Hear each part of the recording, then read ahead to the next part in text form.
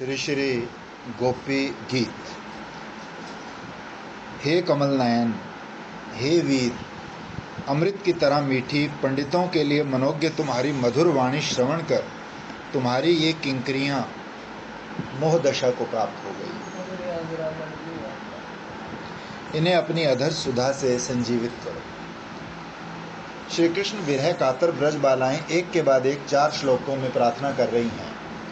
पहले कामना की थी कि श्री कृष्ण उनके विरह तप्त मस्तकों पर आशीर्वाद की तरह अपना कर कमल स्थापित कर दें। तत्पश्चात कहा कि उन्हें ऐसी कृष्ण विरह ज्वाला पुनः न भोगनी पड़े। फिर श्री कृष्ण के श्री मुख कमल दर्शन के लिए प्रार्थना ज्ञापन किया। पिछले श्लोक में प्रार्थना की कि श्री कृष्ण उनके विरह तप्त हृदयों पर अपना श्री चरण स्थापित कर दें। इस श्लोक में पेय औषध की तरह श्री कृष्ण के अधर सुधा रस के लिए प्रार्थना कर रही है।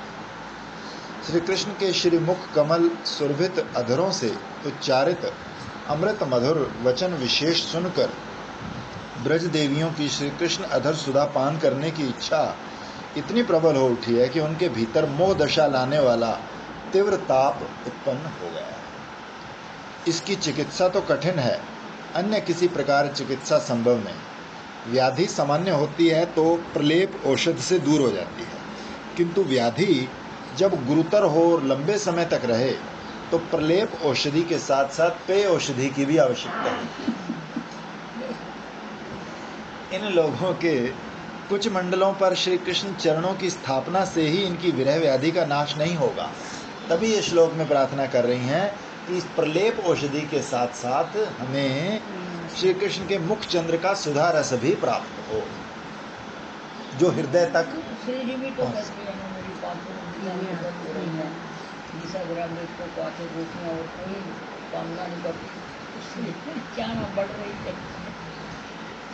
श्री कृष्ण के नाना प्रकार के प्रेम भावपूर्ण मधुमेह वाक्य सुनकर उनका आस्वादन कर ब्रज बालाओं को परम आनंद प्राप्त हुआ था। श्री कृष्ण के विरह में अब वही बातें उनके स्मृति पथ पर समुदित होकर उन्हें मोह से भरे दे रही हैं। उसके प्रतिकार का अन्य कोई उपाय नहीं दिखता, तो वो उनके अंग संग के पश्चात पेय औषधि के रूप में उनके अधर सुधारस के लिए भी प्रार्थना करती। हे सखे, तुम अपना अधर सुधारस पान करा हमें संजीवित करो, अन्यथा शीघ्र ही हमारी मृत्यु हो जाएगी। तुमने कहा था, तुम लोगों जैसी मेरी प्रियतमा इस जगत में और कोई नहीं। तुम्हारे उन सब वाक्यों ने हमारे चित्त में समुदित होकर हमें मोह आच्छन्न कर डाला है। तुम्हारा अधरामृत ही हमारी जीवन रक्षा की महौषधि है। उसी अधरामृत के अभाव में विरह में हमारी मूर्छा दशा आ पहुंची है। तुम अधरामृत दान कर हमें संजीवित करो, हम लोग तुम्हारी आज्ञाकारिणी दासियां हैं। पहले श्री कृष्ण के उपेक्षा वचन सुनकर मर्माहत होकर ब्रज देवियों ने जो प्रार्थना वाक्य कहे थे, उनमें श्री कृष्ण के अधरामृत को ही अपना जीवन रक्षा का एकमात्र उपाय बताया था कि हे सखे,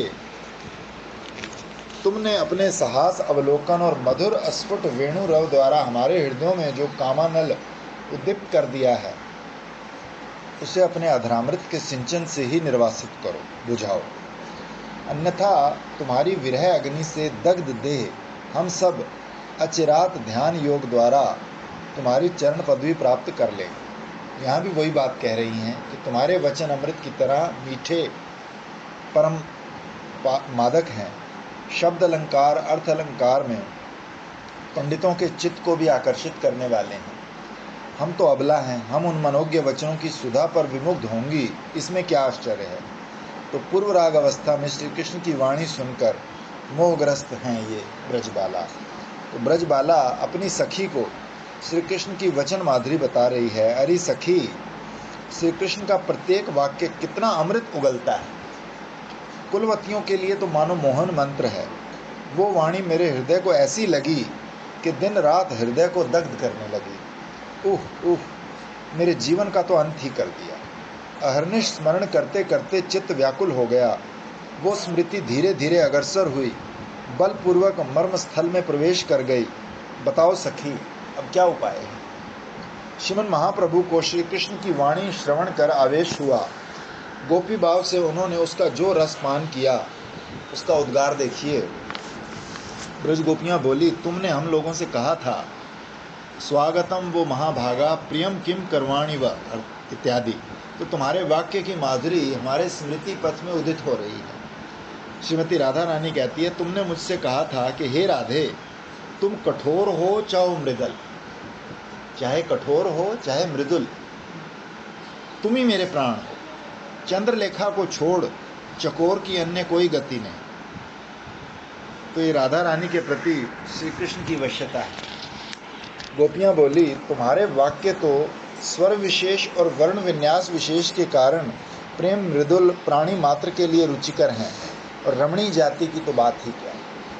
फिर वल्गु वाक्य, आकांक्षा, योग्यता, आसक्ति, शोष्ठव युक्त वाक्य, और यदि निरंकाश पद समष्टि की वाक्य हो जाए तब तो अग्नि, जल, गो, अश्व इत्यादि को भी वाक्य कहना होगा। जल लाओ, इसमें क्रिया और कारक के बीच में आकांक्षा है।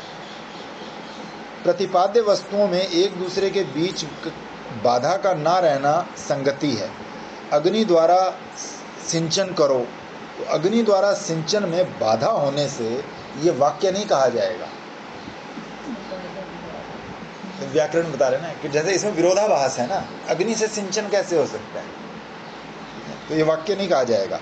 बुद्धि का अविच्छेद अर्थात जिस पदार्थ के साथ जिस पदार्थ का अन्वय अपेक्षित है, उन पदों की बिना व्यवधान की उपस्थिति मेल है। यदि ऐसा ना हो तो आज देवदत्त कहें और 3 दिन बाद चला गया कहें, तो इन पदों में भी संगति माननी होगी।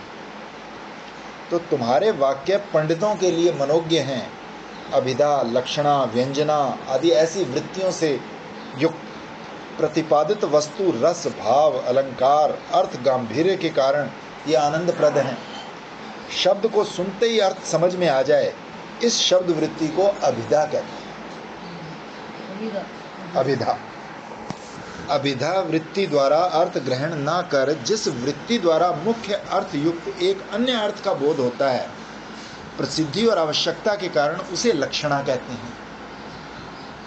जैसे यमुना याम घोषा, यमुना में घोष लोग रहते हैं, तो जलमयी यमुना में किसी का रहना तो असंभव है, तो इसलिए इसका ये अर्थ समझना होगा कि यमुना के तट पर घोष आदि लोग रहते हैं, तो ये लक्षणा है। और जिसमें बिल्कुल स्पष्ट एक लाइन में समझ आ जाए वो अभिधा है, और जिसमें थोड़ा बताना पड़े वो लक्षण है। जब अभिधा शक्ति और लक्षणा शक्ति शब्दार्थ बोध से विरत होती है, तो एक अन्य वृत्ति से एक अन्य अर्थ का बोध होता है। उस अन्य व्यंग अर्थ को प्रकाशित करने वाली ये वृत्ति ही शक्ति विशेष, ये व्यंजना है। जैसे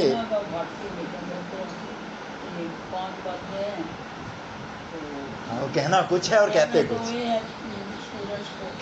टाइम हो गया है। या कोई घी पी रहा है तो ये नहीं कहेगा मैं घी पी रहा हूँ, क्या खा रहा है, मोटे होने की दवाई खा रहा है, ये लेन देना। तो जैसे वृंदावन में राधा रानी ने सखी से कहा कि सखी, यहाँ निर्जन विहारी पक्षी विचरण कर रहा है। इससे सखी समझती है कि स्थान निर्जन है, इसलिए श्रीमती यहाँ श्री कृष्ण अभिसार के लिए उसे इंगित कर रही है। तो ब्रज देवियाँ कह रही हैं, जब तुम्हारे वाक्य पंडितों के लिए ही मनोज्ञ हैं, तब उन्हें सुनकर हम लोग विमोहित होंगी, इसमें क्या आश्चर्य। अब तुम्हारी अधर सुधा ही हमारी प्राण रक्षा का उपाय है। श्री कृष्ण कहते हैं, अपना ये अदेय अमृत तुम लोगों को क्यों दूंगा? नहीं, तुम ये बात नहीं कह सकते, तुम तो दानवीर हो, दयावीर हो। फिर कमल लोचन तो स्वभावता परम सुंदर और उदार है। तुम जब बात करते हो, ईषत हास्य विलास के साथ मनोहर दृष्टि भंगिमा से तुम्हारी बातों की विमोहन शक्ति और बढ़ जाती है। हे कृष्ण, सभी प्रकार से अमृत रस भरी तुम्हारे सुंदर विशाल नेत्रों की भंगिमा और मदमत्त गोप स्त्रियों के साथ तुम्हारी केशौर रंजित रस वार्ता पुण्यवानों के भावाक्रांत चित्तों में स्फुट हुआ करती। सजल मेघों की तरह झिलमिलाती शाम की सुंदर देह, ऊपर से मनोहर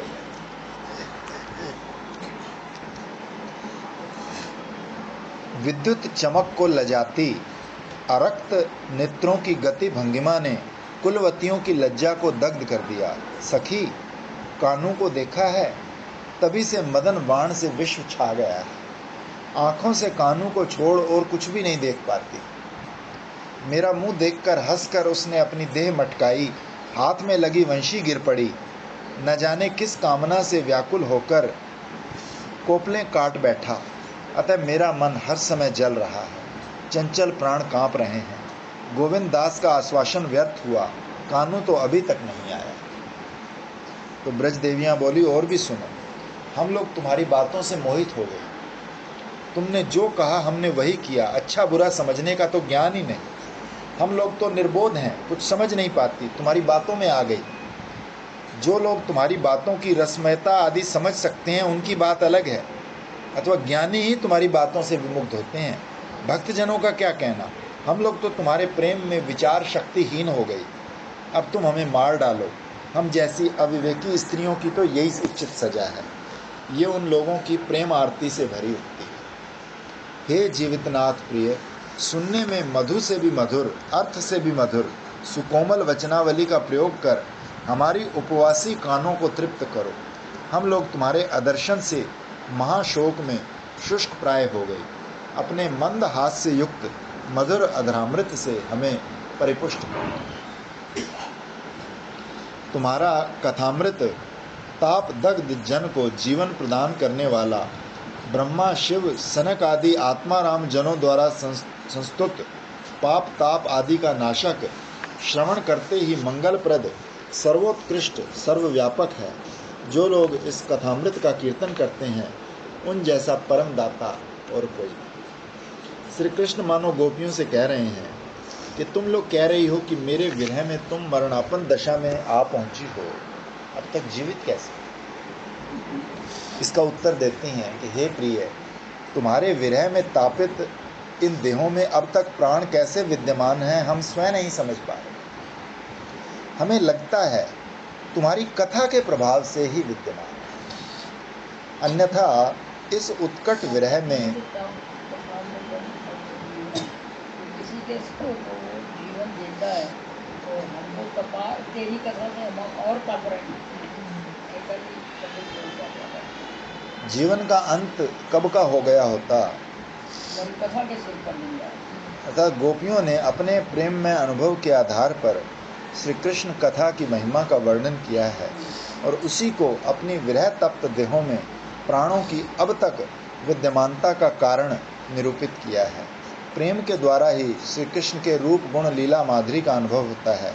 प्रेम की प्रगाढ़ता के अंतर से उस अनुभव में भी अंतर आ जाता है। गोपियाँ महाभाववती हैं। गोपिकाओं के हृदय में प्रेम की पराकाष्ठा महाभाव विद्यमान है। इसलिए गोपी गीत के इस श्लोक में उन्होंने अपने प्रेम में अनुभव से श्री कृष्ण कथा की जो महिमा गाई है उसकी तुलना विश्व में अन्य कहीं भी संभव नहीं है। अतः हम गोपिकाओं की कृपा से धन्य परम अनुभवी व्याख्याकारों के आश्रय में ही इस श्लोक की भाव गंभीर व्याख्या की माधुरी की यथामति चर्चा करें। श्रीधर स्वामी पाद ने श्लोक की व्याख्या के प्रसंग में जो लिखा है उसका संक्षिप्त तात्पर्य है कि ब्रज गोपियाँ कहती हैं, हम लोग तुम्हारे विरह में मृत प्राय हो रही हैं। ऊपर से जो पुण्यवान व्यक्ति तुम्हारे कथामृत का पान कराते हैं उनके द्वारा भी वंचित हैं।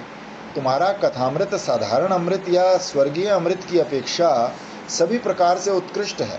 कारण क्योंकि देव भोग्य अमृत को, यहाँ तक कि मोक्ष अमृत को भी तुच्छ करने वाले ब्रह्मा शिव नारद चतुषन आदि आत्माराम गण भी तुम्हारे कथामृत की स्तुति करते हैं, उसका महात्म कीर्तन करते हैं।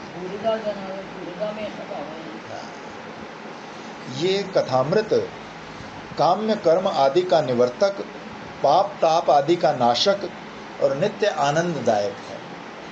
तुम्हारा कथामृत सुनते ही मंगल करता है, इसलिए उसके दिए मंगल के साथ स्वर्ग अमृत और मोक्ष अमृत की कोई तुलना नहीं। उनसे जो मंगल होता है वो भी अनुष्ठान सापेक्ष है, इसमें किसी अनुष्ठान की आवश्यकता नहीं है। सुनते ही सब प्रकार के मंगल का उदय होता है। श्रीमद् भागवत कथा के आरंभ में श्रीपाद सूत जी ने शौनक आदि मुनियों को वो फल प्राप्ति बताई है जो एकमात्र श्री कृष्ण कथा श्रवण से होती है। जीव के काम्य कर्मों का नाश, कर्म वासना और प्राकृत रज तम आदि गुणों का उपशम, निष्ठा, रुचि, आसक्ति, भाव, प्रेम का उदय, भगवत साक्षात्कार और भगवत माधुर्य के अनुभव तक जीव के समस्त मंगल का उदय। श्री कृष्ण अपनी कथा का श्रवण भागवत श्रवण करने की इच्छा होते ही मुक्ति हो जाती है। श्री कृष्ण अपनी कथा का श्रवण करने वाले भक्तों के हृदय में विराज कर उनकी अशुभ वासनाओं का विनाश करते हैं। दुर्वासना समूह के नष्ट प्राय होने पर, भगवत भक्त और भागवत शास्त्र की नित्य सेवा करने पर उत्तम श्लोक भगवान में नैष्ठिकी भक्ति का उदय होता है। तब रज और तम गुणों से उत्पन्न होने वाले काम, लोभ आदि से और भगवत चिंतन में बाधक लय, विक्षेप, अप्रतिपत्ति, कषाय, रसास्वाद आदि से चित्त विद नहीं होता। शुद्ध सत्व के उदय होने से चित्त सतत प्रसन्न है। वास्तव में जिसको लगना हो श्रवण ही करना पड़ेगा, किसी न किसी तरह से, चाहे महापुरुष के थ्रू लगे, चाहे भागवत के थ्रू लगे, सबसे पहले सुनना ही पड़ेगा, विश्वास करना पड़ेगा। सुनते तो सब है पर विश्वास नहीं करना। सारा संशय मिट जाता है, सारे कर्मों का क्षय हो जाता है। ये सब भगवत साक्षात्कार के आनुषंगिक फल हैं। मुख्य फल है भगवत सेवा और भगवत माधुर्य के आस्वादन की प्राप्ति। ब्रज देवियों ने कहा, तुम्हारा कथामृत परम सुशांत श्रीमान व्यक्तियों का ही प्राप्य है, किंतु प्रसिद्ध स्वर्ग अमृत तो मादक है। जो लोग इस कथामृत का दान या प्रचार इस प्रकार करते हैं कि ये सभी ओर व्याप्त हो, उन जैसा बहुल दाता विश्व में और कोई नहीं। उन्होंने पूर्व जन्मों में भी इस कथामृत का दान किया है, तभी इस जन्म में दे रहे हैं और आगे भी देंगे। तभी वही जगत में यथार्थता भूरिदा है। अथवा जो तुम्हारे कथामृत उच्चारण करते हैं वही अति धन्य है। फिर जो तुम्हारा दर्शन प्राप्त करते हैं उनके भाग्य की तो सीमा क्या। हम लोग उसी सौभाग्य के लिए प्रार्थना कर रहे हैं, अतः हमें दर्शन दो। स्वर्ग का अमृत स्वतः फल है, अर्थात देव भोग्य और परम सुस्वादु है। वो अन्य फलों जैसे आरोग्य, पुष्टि और अमरत्व का साधन है। इसी प्रकार श्री कृष्ण का कथामृत स्वतः फल है। भगवान और उनकी कथा में कोई भेद नहीं। भगवान आनंद स्वरूप और रस स्वरूप हैं। कथा के रूप में ही उस आनंद या रस रूपता की अभिव्यक्ति है। अतः कृष्ण कथा स्वतः ही फल है और अन्य फलों का साधन है। श्री कृष्ण विरह खिन्न प्रेमिकाओं को बचाए रखती हैं। विरह के विषम दिनों में जब प्रेमिका के प्राण कंठ में आ जाते हैं, तब ये कथा ही विरह तापित प्राणों की रक्षा का एकमात्र उपाय बनती है। कृष्ण विरह कातर ब्रज देवियों को सखियां ही कृष्ण कथा सुनाकर उनकी प्राण रक्षा करती हैं। ब्रज देवियों का कृष्ण विरह ताप इतना प्रबल होता है कि उसके आगे संसार ताप कुछ भी नहीं। राधा रानी के मोहन भाव का अनुभाव ब्रह्मांड में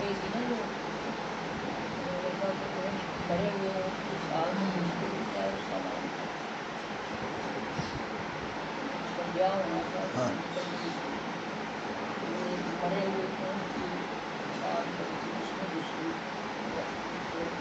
लोगों ने मतलब अन्वेषण करने आए थे, इससे किसी ने पूछा तो कोई बात नहीं आई।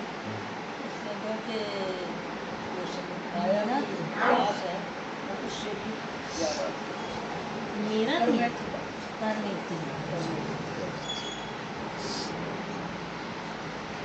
श्री रूप गोस्वामी पाद ने लिखा है, राधा रानी ने कहा, सखी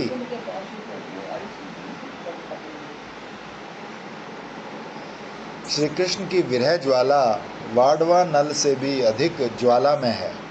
मैं इसे कैसे सहन करती हूँ मैं नहीं जानती। लगता है इस ताप की धूम छटा भी किसी प्रकार मेरे हृदय से निकल जाए तो ये ब्रह्मांड समूह भी। क्या कहा था कि स्मेल नहीं आई तो क्या कहा? उन्होंने कहा तुम्हें स्मेल नहीं आई तो क्या कहा? तो जो माया की गंध थी ना वो इससे भी ज़्यादा थी, इसलिए मुझे मरे हुए में कोई गंध नहीं लगती। 3 दिन तक सखियां इतनी तीव्र श्री कृष्ण विरह ज्वाला को भी कृष्ण कथा द्वारा प्रशमित कर विरहिणी की प्राण रक्षा करती हैं। गंभीरा लीला में राधा भाव विभावित श्रीमन महाप्रभु के श्री कृष्ण विरह में प्राण रक्षा का उपाय यही कृष्ण कथा ही था। जब यह कृष्ण कथा इतने विशाल कृष्ण विरह ताप से ही प्रेमिक विरही की प्राणों की रक्षा करती है, तो वो संसार ताप से संसारिक लोगों की रक्षा करेगी, इसमें क्या आश्चर्य। विरही के कृष्ण विरह ताप के आगे संसार ताप तो अति तुच्छ है। संसार ताप दग्ध, इसकी दर्द जो माया की दर्द से कम। विश्व के जीवों की भव ताप शांति और परम आनंद प्राप्ति के लिए कृष्ण कथा अल्प स्वल्प अमृत नहीं, मानो अमृत की प्रवाहिनी है। देव ऋषि नारद ने महाराज प्राचीन बरही से कहा है कि हे राजन, साधु समाज में महापुरुषों के मुख से मधुसूदन चरित्र के रूप में अमृत सार की सरिताएं चारों ओर प्रवाहित होती। जो लोग अल्म बुद्धि शून्य होकर ये मानकर के हम कुछ नहीं जानते, अतृप्त चित्त से श्रवण तत्पर कर्ण कुहरों से उसका छक कर पान करते हैं, उन्हें भूख प्यास भय शोक मोह आदि संसार धर्म स्पर्श भी नहीं कर सकते। श्रीमद ऐसा भी व्याख्या करते हैं कि लोगों का तो जो ताप है वो शांत हो जाता है तुम्हारी कथा सुनते, लेकिन हमारा तो और बढ़ जाता है। ऐसा भी मिलने की और उत्कंठा हो जाती है जिसके बारे में। हे कृष्ण, आपकी कथामृत तरंगिनी संसार तरु को जड़ से उखाड़ने वाली है, आपसे इतर तृष्णाओं को नाश करने वाली है। मुनि रूपी चकवे इसके जल में रह रहकर आचमन करते हैं। ये नदी कानों को आनंद देने वाले कल नाद के साथ प्रवाहित होती है। उतुंग रसावली के रूप में भंवरों से परिपूर्ण है। ये कथामृत तरंगिनी मेरी जिह्वा तटी के प्रांगण में प्रवाहित हो। श्रीमद् भागवत में कहा गया है कि श्री हरि कथा सेवन के अभाव में अन्य कोई साधन संसार ताप नष्ट नहीं करता। विविध दुख दावानल से प्रपीड़ित अति दुस्तर संसार सागर को पार करने के इच्छुक मनुष्य के लिए पुरुषोत्तम स्वयं भगवान श्री कृष्ण के लीला कथा रस के श्रवण को छोड़ अन्य कोई नौका है ही। प्राचीन और आधुनिक तत्वज्ञ व्यक्ति मात्र ने ही श्री कृष्ण कथा की महिमा का कीर्तन किया है। ब्रह्मा शिव नारद चतुसन आदि आत्माराम जनों ने तुम्हारी कथा के महात्म का वर्णन किया है। अर्थात हमारे ब्रजवासी कृष्ण कथा की महिमा का जो वर्णन करते हैं, ये आत्माराम उसी का अनुवाद कर बस उसकी श्लाघा प्रकट कर देते हैं। स्वयं कृष्ण कथा वर्णन करने में असमर्थ हैं, कारण वो कृष्ण कथा का रहस्य नहीं जानते। ब्रजवासी ही कृष्ण लीला का यथार्थ रहस्य जानते हैं, कारण उनका माधुर्य ज्ञान है। परम ऐश्वर्य माधुर्यमयी ब्रज लीला परम रहस्यमय है। ब्रजजन ही इस माधुर्य मंडित ब्रज लीला को अपने माधुर्य ज्ञान द्वारा अनुभव करते हैं और उसका वर्णन भी करते हैं। अन्य सब महत कविगण तो उनकी कथा का अनुवाद कर कृष्ण कथा के महिमा कीर्तन द्वारा स्वयं को धन्य समझते हैं। श्रीपाद शुक मुनि ने इन गोप गीतों का वर्णन किया है। इन्हें वो अपनी भाषा में भी बता सकते थे, कारण वो माया मुक्त आत्माराम मुनि हैं, किंतु उन्होंने गोपिकाओं के श्रीमुख की वाणी का ही अनुवाद किया और वो उन लोगों की कृपा, उनकी वाणी की कृपा प्राप्त कर धन्य हुए। जिन जिन ने श्री कृष्ण कथा का वर्णन किया है, जो कर रहे हैं और करेंगे, वो सब इस वाणी का अनुवाद करके ही धन्य या कृतार्थ हैं। कृष्ण कथा वर्णन की किसी की भी स्वयं की सामर्थ्य है। कलमश शब्द का साधारण अर्थ है पाप। कलमशापाहम का अर्थ है पाप नाशक कृष्ण कथा। उनके नाम के आभास मात्र से कोटि कोटि जन्मों में महापातक अति पातक ज्वलंत अग्नि में रुई की तरह भस्म हो जाते हैं। शुद्ध नाम से प्रेम का उद्रेक होता है। नाम का ऐसा फल सर्वत्र दिखाई नहीं देता। इसका एकमात्र कारण है अपराध। श्री कृष्ण नाम के फल के बाधक हैं एकमात्र अपराध आदि, जिनके कारण नाम की प्रसन्नता के अभाव में नाम में रुचि का उदय नहीं होता। इसलिए कहा गया है कि अंतराय ना ही जाए ऐसे परम भय। यहाँ कृष्ण कथा को कलमश आपहम कहने में कलमश शब्द का अर्थ है अंतराय, अवरोध। कृष्ण कथा स्वभाव से इतनी मधुर और स्वाभाविक रूप से ऐसी रोचकता शक्ति संपन्न है, उसे सुनने से कथा रुचि के बाधक अवरोध को वही नष्ट कर श्रोता के श्रवण मन में अपने रोचकत्व प्रभाव का विस्तार कर देती है। इसलिए कहा गया है कि कृष्ण कथा कानों और मन के लिए अभिराम है। श्री शौनक आदि मुनियों के प्रति श्री सूत जी की उक्ति है कि कृष्ण कथा अति रम्य, रुचिर, पद पद में नवनवायमान, निरंतर मन के लिए महामहोत्सव, शोक समुद्र को सोखने वाली है। इसमें उत्तम श्लोक श्री कृष्ण का यशोगान विवृत होता है। श्रवण श्री कृष्ण कथा तो सुनते ही जैसे वो श्रवण इंद्रिय को स्पर्श करती है, स्वार्थ सिद्ध करती है,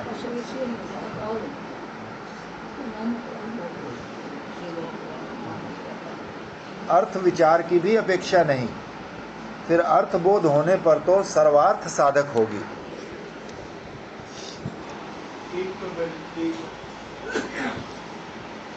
श्री कृष्ण का कथामृत ही सभी प्रकार के साधनों और सिद्धियों से अधिक उत्कर्ष युक्त है। श्री कृष्ण कथा में रुचि भजन का प्रारंभ है और भजन में श्रेष्ठ भी है। अन्य कोई भजन ना भी हो, एकमात्र श्री कृष्ण कथा श्रवण से ही कार्य सिद्धि, प्रेम प्राप्ति, श्री कृष्ण के चरणों में प्रेम सेवा की प्राप्ति होती है, ये कहना ही पर्याप्त। वैकुंठ पार्षदों ने श्री गोप कुमार से कहा है, भक्ति ज्ञापक भागवत यदि शास्त्रों का भजन करो, श्री हरि की लीला कथा नित्य श्रवण करो। इस कथा के प्रीतिपूर्वक सुनने वाले के कर्ण विवरों में प्रविष्ट होने पर तुरंत ही भगवत पद प्राप्त होता है। हे राजन, जो लोग भक्तों के परम मित्र श्री हरि के कथामृत का श्रवण पुटों से पान करते हैं, वो विषय विदूषित अंतःकरण को पवित्र करते हैं और भगवान के पाद पद्मों के समीप गमन करते हैं। इससे समझ में आया कि कृष्ण कथा का उत्कर्ष सभी प्रकार के भक्ति साधनों से अधिक है। उसी प्रकार कृष्ण कथा सभी सिद्धियों से अधिक उत्कर्ष युक्त है। ध्रुव जी ने भगवान का साक्षात्कार पाकर भी उनसे उनके चरणों में प्रेम या प्रेम सेवा की प्रार्थना न कर महत पुरुषों के मुख से हरि कथा श्रवण करने का वर मांगा। हे अनंत, जो लोग निरंतर आपका भजन कर निर्मल आशय हो गए हैं, मुझे उन्हीं महत जनों का संग प्राप्त हो। मैं उनके साथ आपका गुण कथामृत पान कर मत्त होकर इस महादुख में संसार सागर को अनायास पार करूं। ये कृष्ण कथामृत सर्वत्र विस्तृत होने के कारण सर्वव्यापक है। साधु भक्तगण कादम्बनी बादलों की पंक्ति की तरह विश्व में कृष्ण कथामृत का वर्षण निरंतर किए जा रहे हैं। ये अमृत प्रसिद्ध स्वर्ग के अमृत और मोक्षामृत की तरह ऐसी दुर्लभ वस्तु नहीं। गोपियों ने कहा, जो लोग कृष्ण कथामृत विश्व में कथन रूप में दान करते हैं, वो भूरिदा है। सभी से अलग और अधिक सर्वार्थ प्रदाता विशेषता इस गोकुल में जो लोग कृष्ण कथा का वर्णन करते हैं, उन जैसा भूरिदा तो और कोई भी नहीं। सबसे ऊपर है हमारी सखियां, जो हम कृष्ण विरह तप्ताओं को कृष्ण कथा सुनाकर हमें जीवन दान करती हैं। उनके दान की कोई सीमा परिसीमा नहीं। राधा भाव आविष्ट श्रीमन महाप्रभु ने पुरी धाम में यही गोपी गीत श्रवण कर आनंद आवेश में महाराज प्रताप रुद्र को आलिंगन के बहाने आत्मदान कर दिया। प्रभु ने प्रतिज्ञा की थी कि राज दर्शन नहीं करूंगा। राजा ने भी प्रतिज्ञा की थी कि प्रभु की कृपा नहीं मिली तो प्राण त्याग दूंगा। प्रताप रुद्र की उक्ति है कि तार प्रतिज्ञा न करिबो राज दर्शन, मोर प्रतिज्ञा तहाँ बिना छाड़िबो जीवन। जदि से ही महाप्रभुर न पाई कृपा धन, किबा राज्य किबा देह सब अकार। तो अंत में रथ यात्रा के दिन बलगंडी पर जगन्नाथ देव को भोग निवेदन किया जा रहा था। तो रथ के आगे नृत्य करने के बाद क्लांत होकर महाप्रभु प्रेमावेश में पुष्प ध्यान में विश्राम करने लगे। तभी सार्वभौम भट्टाचार्य के परामर्श पर महाराज प्रताप रुद्र ने गोपी गीत सुनाकर ही प्रभु की कृपा प्राप्त की। इस श्लोक में गोपिकाओं की जो परम आर्ति भरी उक्ति है, उसकी अन्य प्रकार की व्याख्या का भी तोषणी टीका में श्री गोस्वामी पाद ने आस्वादन किया है। गोपियों के भाव के अनुरूप इस प्रेम आरती में व्याख्या की कोई तुलना नहीं। गोपियाँ त्रास के साथ कहती हैं, सखे यदि तुम ये कहो कि अरि परम व्याकुल गोपियों, जब तक मैं तुम्हें दर्शन देकर तृप्त प्रसन्न ना करूं, तब तक तुम लोग मेरी कथा में समय व्यतीत करो। तो सुनो, ऐसी बात मत कहो, तुम्हारी कथा ही हमारे लिए मृत्यु स्वरूप है। आ गई वही बात, आ गई। हाँ, वही तो बता रही है उसका एक लोगों का तो बाप शांत होता है, हमारे तो मृत्यु हो जाता है। तब कथामृत, तुम्हारी कथा ही मरण है। तुम्हारी कथा से ही हमारा जीवन प्रतप्त होता है, जैसे तप्त तेल में जल डालने से वो प्रज्वलित हो उठता है। तुम्हारी कथा से हमारी भी वही अवस्था हो जाती है। प्रशंसकों ने तो व्यर्थ ही तुम्हारी कथा को पाप नाशक कहकर प्रशंसा की है। ये तो चाटुकारों की बात है। कलमश पाप हम, तुम्हारी कथा सुनने में ही मंगल है, व्यवहार में ऐसा कुछ नहीं होता।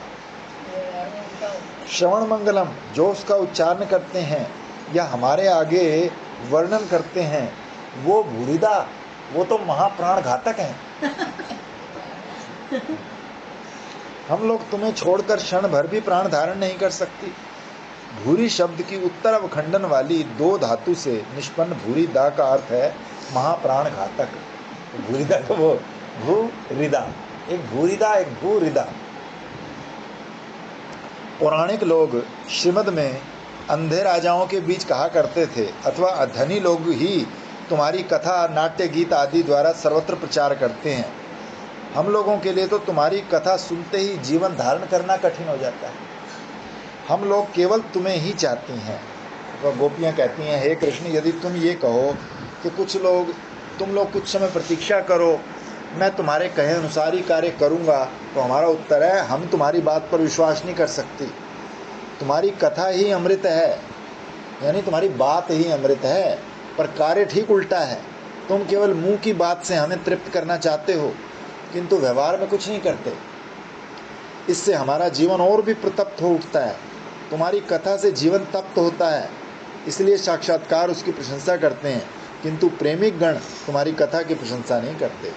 तुम्हारी कथा पाप हर हो सकती है, हृदय के ताप को हरने वाली नहीं। इससे हृदय का ताप दूर हो भी जाए, चित्त को सुख देने वाली नहीं। इसलिए तुम्हारी कथा ऐश्वर्य मद से विस्तृत होती है। जगत में जो लोग तुम्हारी कथा का उपदेश देते हैं वो भूरि छेदक हैं। अतः तप्त जीवनम कवि भीरंडितम कलमश पापम, ये केवल अप्रस्तुत प्रशंसा मात्र है। प्रत्येक पद से पूर्व एक अकार लगाकर इस प्रकार की व्याख्या का अर्थ समझना होगा। तो मतलब अ लगाना, अतप्त जीवनम, अकवि भीरिडतम, अकलमशापम, यानी सब आगे अ लगाना पड़ेगा। अच्छा सीखा है गोपियों ने, कहते हैं अनपढ़। तो श्रीपाद, वो है कौन गोपियाँ? ऋषि। ये भी तो बोलती भी जाए तो श्रीपाद हेमाद्री कहते हैं कि इस पद्य के अब आपका कोर्ट में केस होगा ना, इसको ले जाना साथ में। गोपियों को। गोपी खुद जाते हैं, वो स्वयं गोपी हैं। इनको ले जाना साथ में, गोपियों को ले जाना कोर्ट में, फिर मैं उनका मंत्र पढ़ता हूँ, सब मंत्र अलग पढ़ते हैं, मेरा मंत्र अलग होता है। मैं उसका पत्थर का है तो मुझे कहना नहीं, मेरे को कुछ चाहिए नहीं। पंडित जन तुम्हारी कथा को पापनाशक, श्रवण सुखद, तप्त जन के लिए जीवनप्रद और मृत संजीवन बताया करते हैं, किंतु जो लोग तुम में अनुराग रखते हैं उनके लिए तुम्हारी कथा अमृत है या हलाहल, सुखद है या सदुखदाई, ये समझना तो कठिन है। तुम्हारी कथा और चरित्र बाहर से प्रथम दृष्टया या प्रारंभ में तो अमृत की तरह मधुर लगती है, पर उसके भीतर निहित होती है क्षुरधार। तुम्हारी कथा के इस प्रकृत तत्व को वही लोग जानते हैं जो तुम्हारे प्रति रति रखते हैं।